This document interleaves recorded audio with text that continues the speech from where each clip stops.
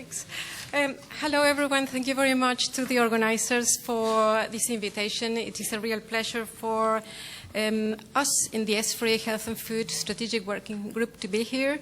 I've been involved in ESFRI for many, many years, but only recently appointed as chair last September, which coincided with the launch of the Roadmap Update 2016.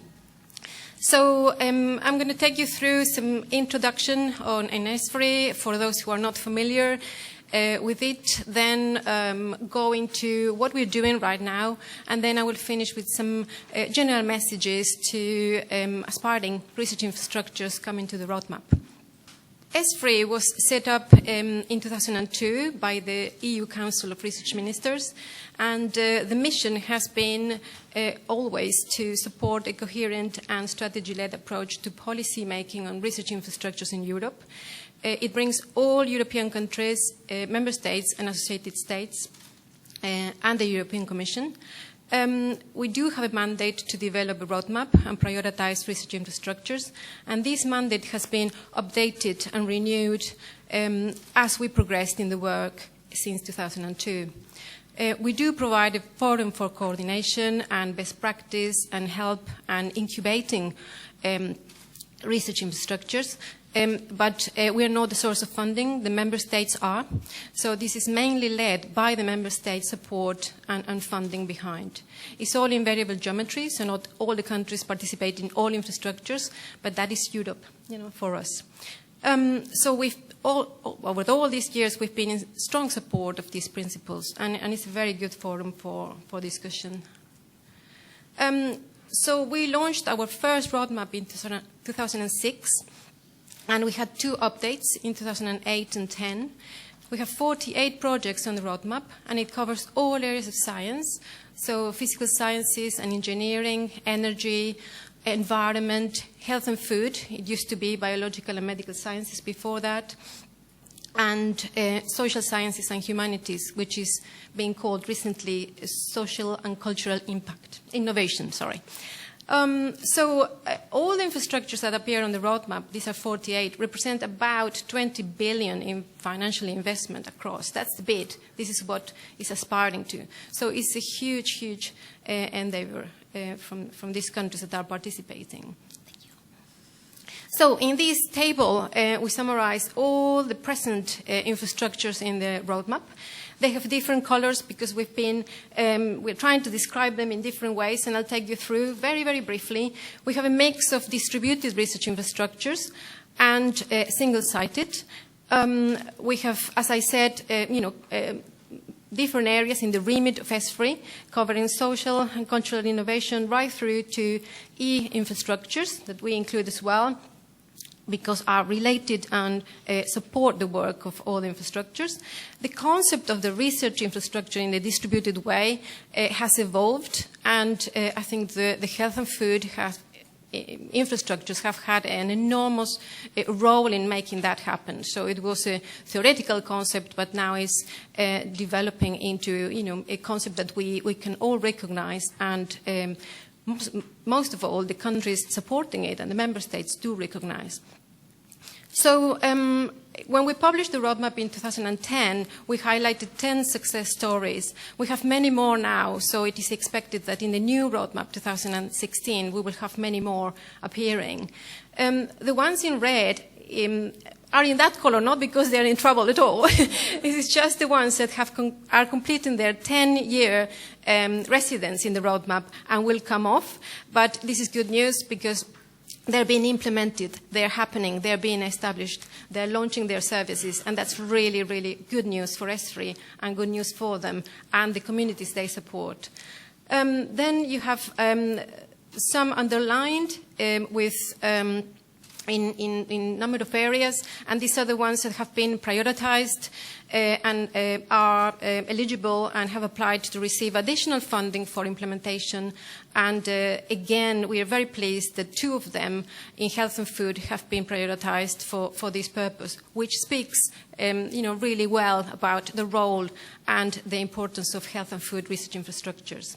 So we can always come back to this slide, but this one? No, this one is... Yeah.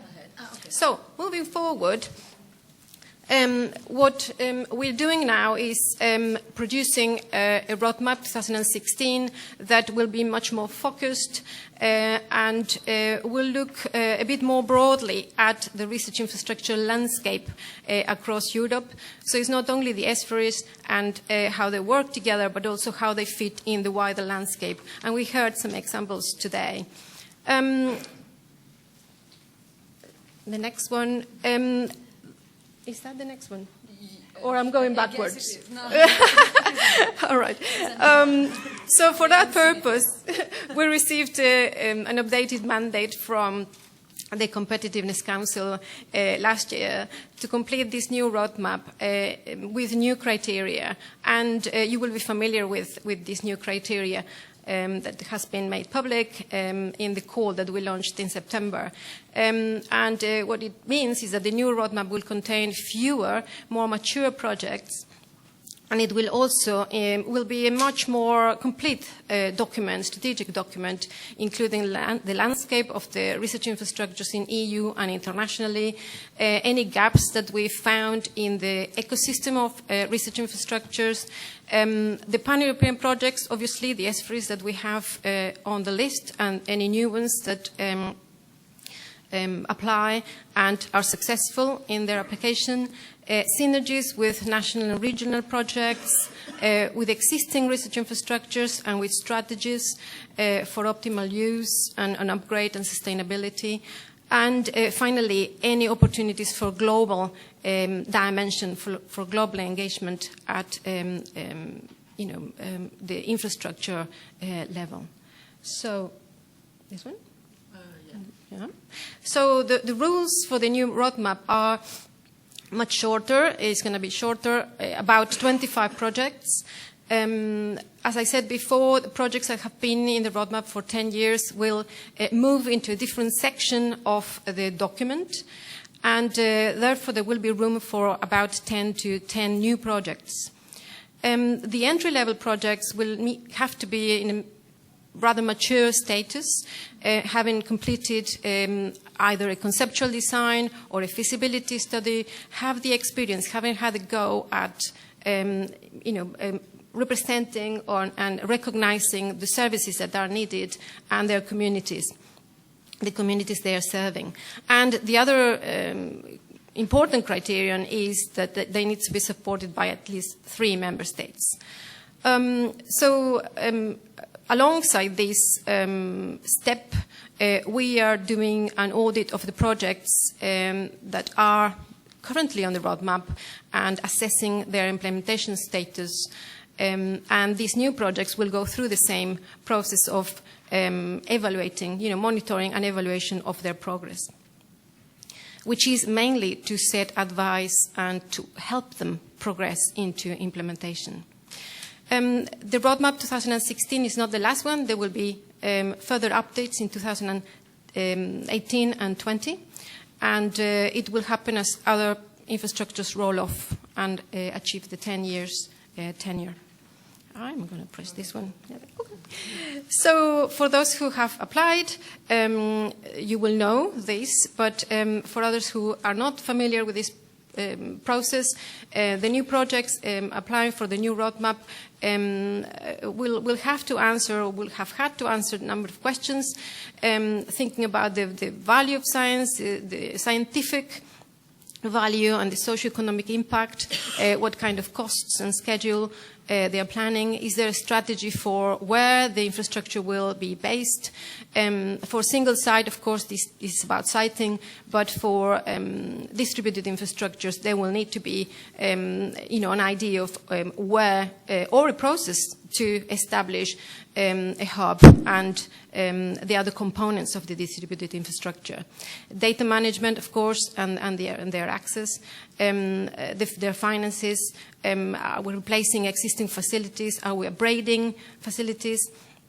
National roadmaps are an important point because for many countries having these areas in their national roadmaps will help them find the necessary funds towards funding this infrastructure. The user community, this is extremely important, which communities are these infrastructures responding to? Do they have full knowledge of their user community or different user communities, and a strategy for responding to each of them? The preparatory work that I mentioned before, and of course any business case, business plans, any preparatory work that they have done is all going in their favor, because they've done a lot of groundwork to get into this next phase. So where are we in the evaluation of these projects? Projects were submitted to the deadline on 31st of March. And they've gone now through the first step, which is the eligibility step. And they've been distributed now to the strategic working groups and the implementation group. These two groups are doing the assessment. So the strategic working groups are doing evaluating the scientific merit and the pan-European relevance, together with e-infrastructure needs, all supported by e-science experts from EARG. And the other part of the project, which is the project governance, financial support, governance maturity, will be assessed or is being assessed by the implementation group, working group. And both groups are using advice of external experts as well. We estimate that by the end of the summer we will have the assessment done, and there will be hearings of the infrastructures in September. So this is a diagram just to summarize what the process is. On green, this is the proposal being submitted to ESFRI. ESFRI does a first eligibility SIFT, and which is being completed now, and all the new proposals are being evaluated by both the strategic working groups and the implementation group with the help of external experts. And then the results, the recommendations from these groups will go back into ESFRI Executive Board and ESFRI Forum, and the final decision will be taken by the Forum on which projects will appear on the roadmap. And any recommendations for those projects that do not make it on, what they need to do in order to get into the next update. So in Health and Food Strategic Working Group, we've been working in the landscape of research infrastructures. And as I said at the beginning, recognizing the significant impact that ESFRI has had on the research infrastructure landscape of health and food. We are recognizing the contribution of the current research infrastructures and their success stories, so it will be expected that in the new roadmap there will be a whole description about their successes and how they've helped complete the landscape. We will highlight areas and their new areas and their potential to complement the current landscape. And our aim, of course, is to complete the landscape, but we know it's never complete. There's always something to do. But we aim to complete it as much as possible. Obviously, we need to respond to the challenges, and research infrastructures have got a key role to play in it. I'm not going to go into the challenges and what they mean, because you're well aware of it, but just give you a picture of the current infrastructures of health and food in the roadmap. You will be familiar with them and all the areas that we cover in the 3 generations of roadmap: 2006 at the top, 2008 in the middle, and 2010 in purple. As you can see, there are many areas covered already, but there are some obvious gaps. And we are working, and we expect very good projects to complete even further our landscape. So I think it's my last 2 slides. Of course, in doing this landscape analysis and in assessing our infrastructures, we are looking at how they contribute to the advancement of science and technology, their potential to structure in the European research area, so pan-European relevance, and why does it need to be done at the European level, and what happens if we don't do it, therefore their timeliness, their urgency, and what will we lose if this is not happening. the communities they cover, their users, and of course the extent to which these new areas fill a gap in the system, but also connect and fit in the ecosystem of health and food research infrastructures. Very important. It's been mentioned by the previous talks, where the new infrastructures fit in relation to other initiatives and infrastructures, and what their plans are to connect to them. Not only link, connect, and fit in the system. And then finally, there are some lessons learned already, and current infrastructures can help you in reflecting on these. I'm not putting them all. This is just my last slide, but these are some of them. And first of all, recognizing the scalability of distributed research infrastructures, their services and operations in the funding models. This is very, very important. These things cannot happen at once. It takes really long time to establish a research infrastructure in this area and in all other areas. If you consult with energy and other working groups, they will tell you similar things. Use more pilot activities to test the system, to test the feasibility of your services, to have a go at how it would work and what the chain reaction would be and the outcomes and how you respond to your users, even if it's in a pilot way. Seek professional support as much as you can. Many of you will have, and people involved in these infrastructures have good experience of business plans and business models, but if you have also the opportunity of seeking professional support, that would be an advantage to you.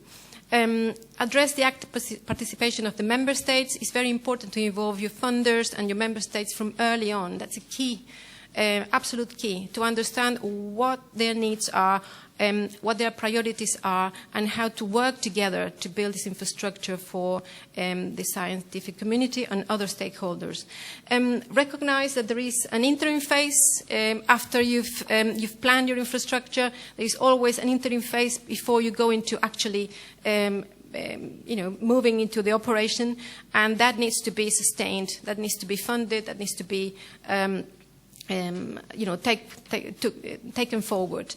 And then gather experiences from others as much as you can, connect to others, talk to other infrastructures, and I'm finishing here, and use these lessons learned. I will be for the next session, so if there are any questions, of course, I'll be happy to answer. And I think I'll finish here with a thank you from the working group. Thank you. Thank you.